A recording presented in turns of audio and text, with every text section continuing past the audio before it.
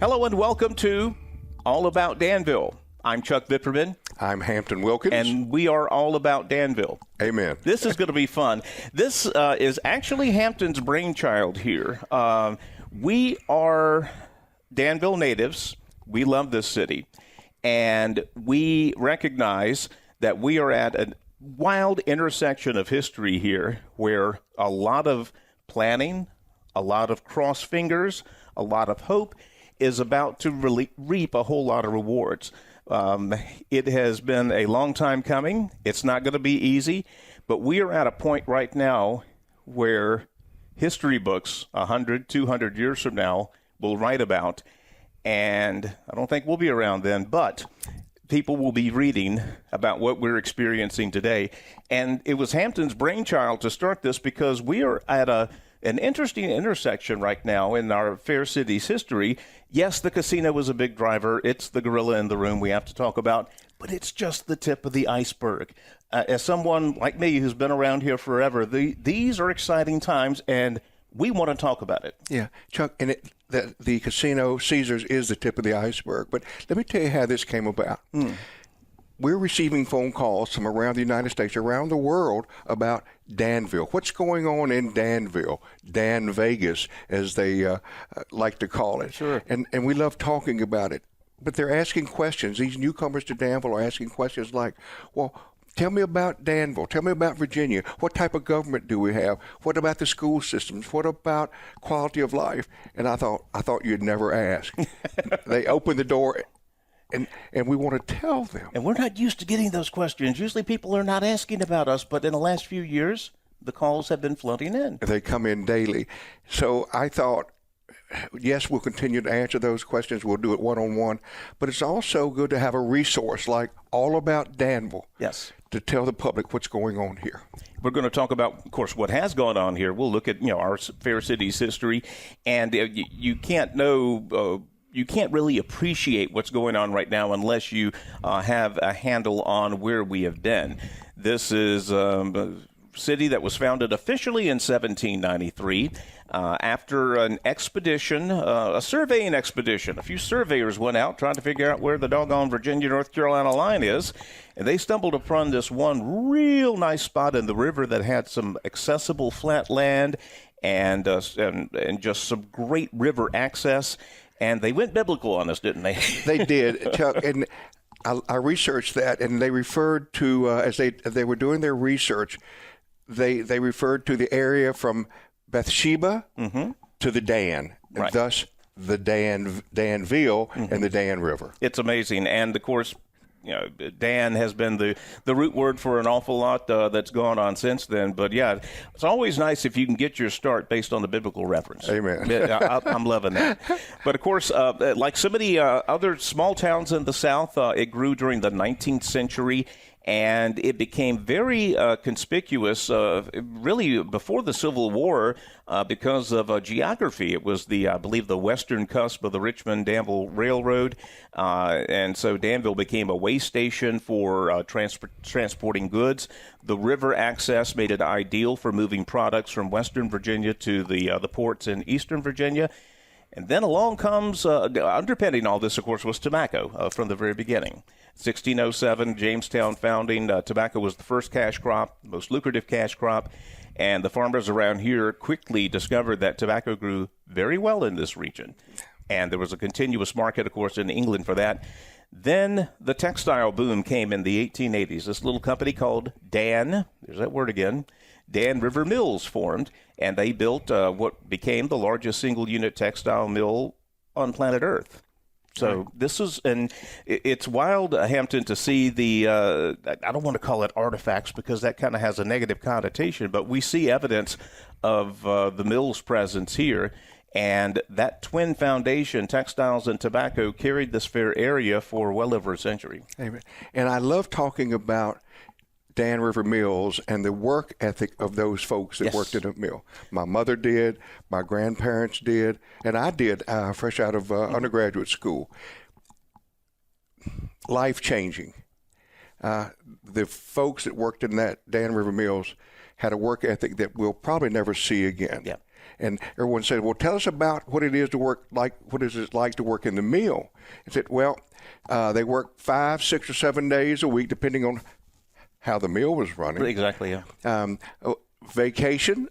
They vacation. They would close the mill for 2 weeks, and everyone would go to Myrtle Beach, and they would actually stay in campgrounds because they worked in many cases for minimum wage, and they couldn't afford luxury hotels. Right. But it's such a wonderful history, and I love taking newcomers to Danville through Schoolfield and showing them our heritage. The Schoolfield Mill Village is such a fascinating part of Danville's history, but also it's sort of a microcosm of the South. So the mill culture in the South was such that I'm a baseball historian, and I can tell you that Mill League baseball in the 20s and 30s was as good as AAA minor leagues. It was good.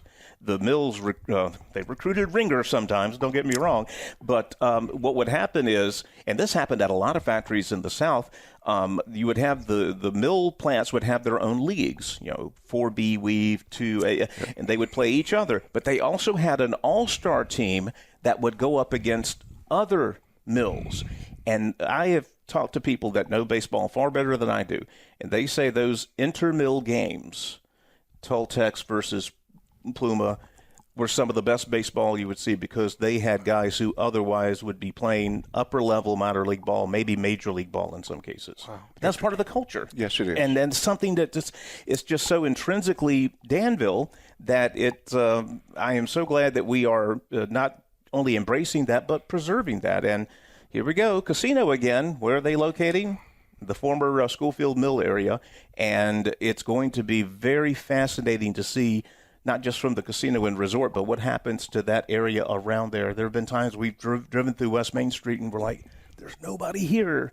And there wasn't really after the mill closed, but boy, that's going to change pretty quickly, isn't it? It's going to change very quickly, and the city's working on traffic patterns and how to deal with this newfound wealth, sure, but also a great tourism. We will now be a destination for North Carolina and areas around. It's amazing because I served on the city's tourism commission 20 years ago, and the prevailing wisdom was there's not a lot of reasons that people would come for an extended stay in Danville, maybe come for a day or two or whatever, but with the casino, with the White Mill, with what's going on in the River District, you can make a week out of just a trip to Danville. You sure can. And talk, if you could, about your particular experience being in real estate. Real estate is such a bellwether of the economy, not just the economy, but the mood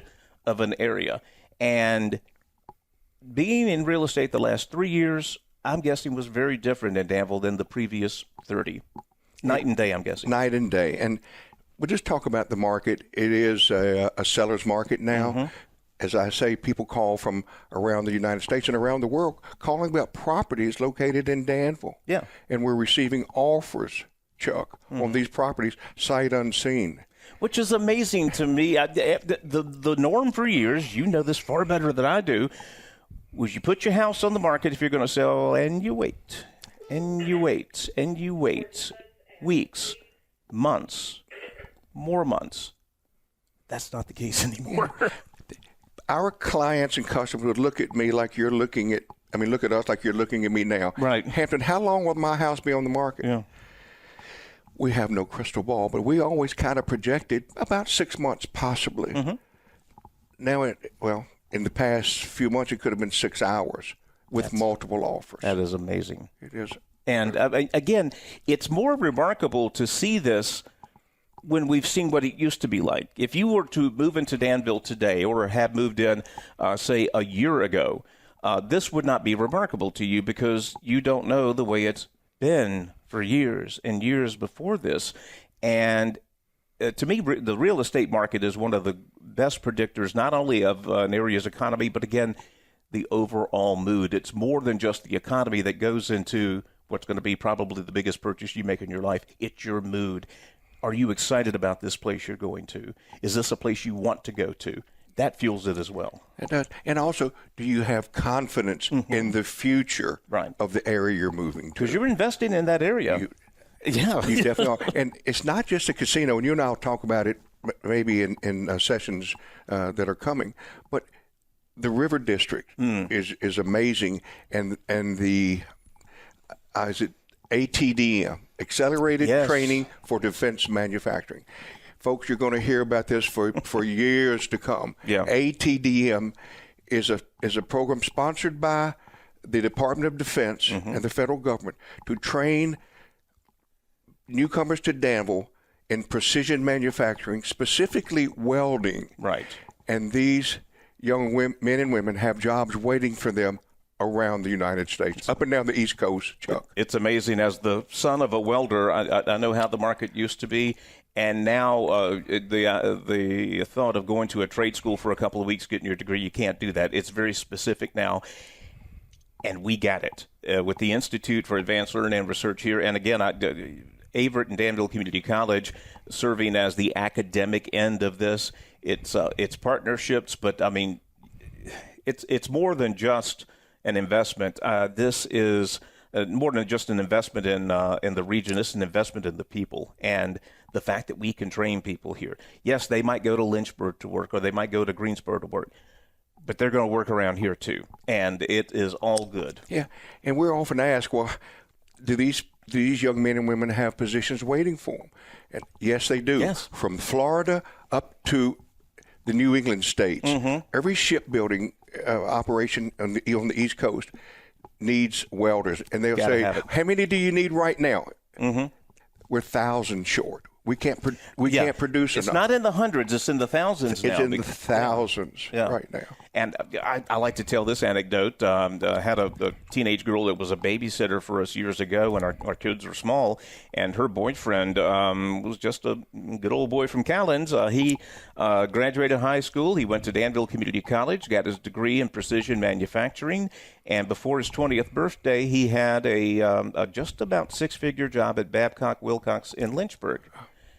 And it's amazing. And again, he loves working. Again, there's that work ethic we'd like to talk about again. But the opportunities are amazing. And all it takes is some gumption. Like at any other point in history, you've got to put a little effort in yourself. But around here, Hampton, we are seeing things that are available today that were unthinkable 20 years ago. And 20 years is not a long amount of time. When I was a kid, 20 years things seem like forever. It's not that long of time. It's a generation. True. And for years ago, being a senior citizen, when we graduated from high school and then went away to university, we didn't have jobs to come back to here in Danville. And now we will, because of the casino, because of the advanced accelerated training in defense manufacturing. This place is booming, and Danville is about to take a giant step. Yes. One of the things that we'll be talking about a lot in the either directly or indirectly during these podcasts is the River District. If you're unfamiliar with Danville, it's basically the downtown area, the original downtown area, plus a couple of side roads. If you're not in Danville right now, you're probably familiar with urban renewal projects in other cities. This one was one that I know we're both fiscal conservatives, and government spending is not our favorite thing, but there is a role for government to spark private investment, and that's exactly what's happened in the River District. $50 million in public and private investment has led to about $250 million in economic activity. That's a return on investment. It is, and I like to give credit where credit is due. Our city leaders, economic development, has played a major role in promoting the Dan River region. They call it, when I was growing up, downtown Danville, but now the historic River District. It is amazing. Yeah. But the whole city benefits from this, Chuck. It's not just downtown. It's our new stores and new shopping centers. It's coming, and it's coming quickly, my friends. And it's changing quickly. Again, if you spend sometimes a couple of months and don't go to downtown and go back in, you'll wow, where was that before? It is amazing. And Hampton, there's a vibe downtown now that was simply not there before. It might have been evident a couple of generations ago, but 80s, 90s, It was not there. It is back. You walk down Craighead Street. There's restaurants to go to. There's specialty shops. There's the Science Center at the end there. There's the community market. There's a vibe there that just simply was not there before, and you can't put a price tag on that. You can't, Chuck. And if one point I hope we can help educate our local citizens, there's so much to do downtown. But if you haven't experienced the restaurants downtown, if you haven't visited the Science Center, if you haven't walked the trail, if you haven't taken Amtrak out of Danville heading north to as far as New York, please do. You're missing out on what Danville has to offer. Love train travel. But it's also, again, one of the purposes of this podcast is to reach out to people who are not familiar with Danville, who may be thinking about coming, thinking about visiting, but also we want to reach out to people who are from Danville. It's the easiest thing in the world to ignore what you see every day. I do it all the time. And when I started with the Tourism Commission 20 years ago, I admonished myself for going by these wonderful, historic, and interesting places and not thinking twice about it because I see them every day. We have wonderful things to see here, but because we see them every day, it's so easy to overlook them. We do it all the time. Who would have ever thought Danville, Virginia will have a director of tourism? And I love it. And we do. We got a good one, too. Lisa Merriweather, Lisa, if you're watching this, we're going to have you on as a guest at some point here. I promise you. Don't worry. Another cheerleader for Danville. One of the things we talked about 20 years ago in tourism, again, was the fact that very few people are going to come to Danville for more than a day. That's a scarcity mindset, and that is not going to fly anymore. No. Boy, howdy, Hampton, they're doing things at VIR now that we used to read about going on in foreign nations in terms of excitement, in terms of investment, in terms of the international influence of people flying in from not just all over the country, but all over the world to come to good old Danville, Virginia, and race their $1 million race car. Because it's the fun place to be. Yeah, you should visit the Danville Airport, folks. Yes. During one of these events. Oh my goodness! There are jets lined up, wingtip to wingtip. It is unbelievable. You think you're in Atlanta, Georgia, a major airport. Yeah, and they're doing great renovation work at the airport right now because they have to. When this casino comes and opens, guess what? More people who can afford jets will be coming in via that route. And it's, again, I cannot emphasize how wild it is to see this, having seen the other side. I did news for almost 30 years in Danville, and during the mid to late 1990s, doing the news, local news, was like reading your own obituary every day. This was closing. That was closing. This tobacco factory was closing. It's not so much that tobacco and textiles expired, but they expired, Hampton, at the same time. They did. And it was, you want to talk about pulling a rug out from under you. That's like pulling out the whole floor from up under you. That's true. It was an amazing and very depressing time. I'm not going to lie. I mean, when you're doing news, you try to be objective, but boy, that was hard to read every day. Yeah. That was hard to write every day. And yes, it is easy to see how, having endured that, a community, a city, a region would begin to embrace a scarcity mindset. It's very easy to see how that would happen. But those days are over, folks. Those days are over. We are at the cusp of something amazing here. And again, the fact that we're living through it right now, usually this is the stuff... Hindsight's 20/20. You always appreciate it in the past. No, you can enjoy it right now because it's happening right before your very eyes. And All About Danville is going to highlight that. Highlight the reasons that there are to smile about this area that we call home. And we're going to be reaching out again, not just to the tourism people, but to some of these city leaders. We have a city council right now. They may as well call them Danville cheerleaders because that's what they're doing, and that's what you're supposed to do. Yes, good governance above all, but these are people who are psyched about what is going on here in Danville.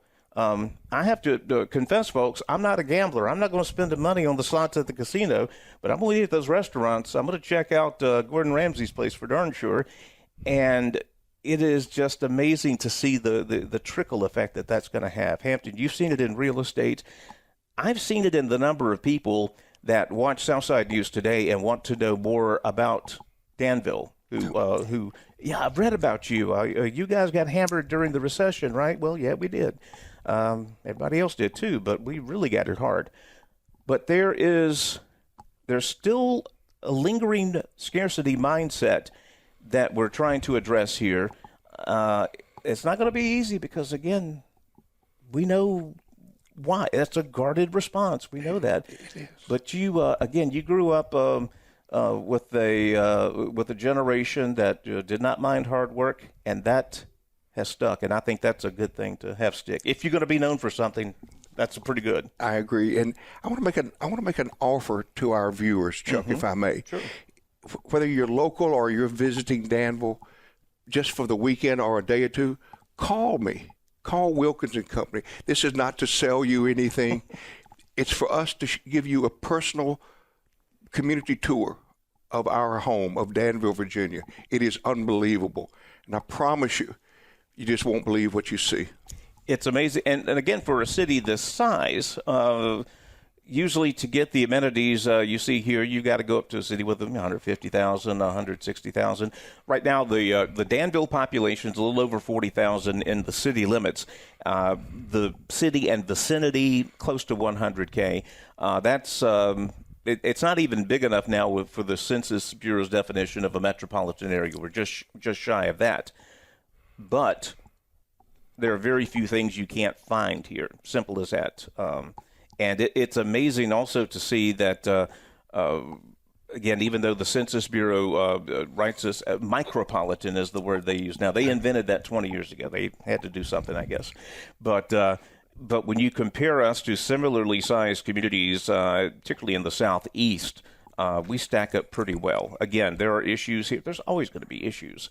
But we are at an intersection of history right now where we are not just turning the corner, but we're doing like a slingshot orbit around the sun. It is a fun thing to see. You see it in real estate, but you also are active in other parts of this community, particularly with Averett University and whatnot. We see it in so many other things too. Yeah, but Chuck, let's talk just a moment. We're always being asked, you and I both, as old timers, if you will. Why do you like Danville so much? Why do you believe in Danville so much? What makes Danville special? And my response is always the same. It's the people. We have access to the chief of police, to the president of the university, to the president of the institute. It's not because I'm special or you're special. It's because they're responsive to our needs. They are available, exactly. Available, thank you. Yeah. And that's special. That is, and you don't always get that even in smaller communities. No. The people who are the movers and shakers or whatever can sometimes get cloistered. That's never been an issue here in Danville. Very open, very friendly. Again, it's good old Southern hospitality. We're not letting go of that. No matter how many non-Southerners move here, we'll never lose that. But it's interesting. Also, while this is happening, Hampton, and we've both seen this, there is a subset of people moving in, younger people, who do not have the scarcity mindset that so many of us have learned as a survival mechanism here. And it's an interesting energy they're bringing here. And it is fun to watch. And it's going to change us for the better, I think. Yeah, diversity is always good in any form and fashion. And I love to be around these young, energetic people. It keeps me young. It keeps me on my toes. That's why you talk at Averett so much, isn't it? And I learn a lot from these young folks. Bet. Yeah, and in my with high school football, the young people keep me excited. You've got to have that fresh energy, fresh ideas, and that's as much as anything else. That's what we're going to experience in Danville as people who ain't from around here come here and live here and contribute. Things are going to change, but it's going to be a change for the better. I have no doubt about that. Hampton, I am excited about the topics we can cover here. We've already hinted at it, folks. We're going to be talking history, of course. We're going to be talking tourism. We're going to be talking about some of these wonderful little shops that we drive by them every day. We don't, but they're here.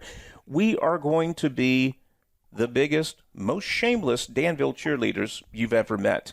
And we want your ideas. As you watch this podcast, please reply as to events that you want to promote. We would love to do that. Also, ideas for future podcasts. Anything that's on your mind that's about Danville. And when we say Danville, it's more than just the city limits. That's another thing to point out. Yeah, it's we have a weird system here in Virginia of independent cities. People who live in Danville do not pay taxes to Pittsylvania County and vice versa. They are separate entities. If you're from Miami, you live in Dade County. If you're from Chicago, you live in Cook County. It's no big deal. It's different in Virginia, but when we say Danville, I mean, we most certainly mean Danville in Pittsylvania County and even Caswell County, because we do an awful lot of work. That's just a state border, And lovingly known as the Dan River region. Yes. From northern Chatham on down into North Carolina. We are Danville, Pittsylvania County, Caswell County, but we are the Dan River region. And we are excited about what is coming up. We want to hear from you folks. No matter what platform you're viewing this in, please respond to this and let us know what you want to hear more about, because this is all about Danville. It's all about what Danville is becoming and will become over the next several years, even long after we're no longer in the picture. But we are excited about this. Yes, we are. This is just the beginning, folks. We are going to have a lot more of these, a whole lot more fun. And as you can tell, we're not shy about talking about Danville. So give us your ideas, give us your opinions, and just give us your feedback on All About Danville, first of many. Take care, and we will talk to you next time. Thank you, viewers.